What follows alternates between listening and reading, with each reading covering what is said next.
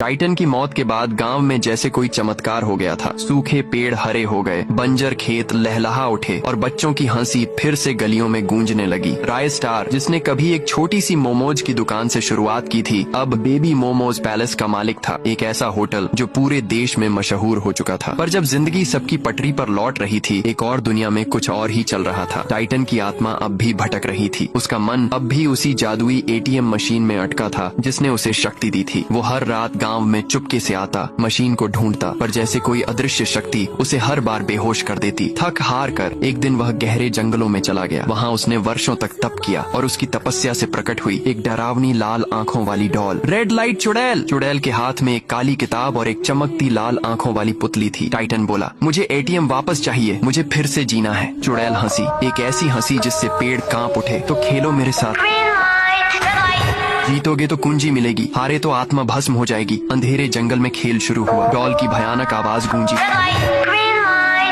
हर बार green light पर Titan आगे बढ़ता, रेड लाइट पर थमता, पर जो आत्माएं नियम तोड़ती, डॉल की आंखों से निकली लाल किरणें उन्हें भस्म करती। आखिरकार टाइटन ने गेम जीत लिया, उसे कुंजी मिली। चुड़ैल बोली, अब हम एक टीम हैं और हमारी पहली शिकार होगी राय स्टार का बेटा चिंटू। अगली रात चिंटू खेलते खेलते गांव की सीमा पार कर गया। तभी अंधेरे में दो परछाइयां आईं, टाइटन और डॉल। चिंटू को उठा लिया गया। आंख खुली तो वो खुद को उसी जंगल में खड़ा पाया जहाँ टाइटन ने खेला था वो जानलेवा खेल। डॉल चिल्लाई,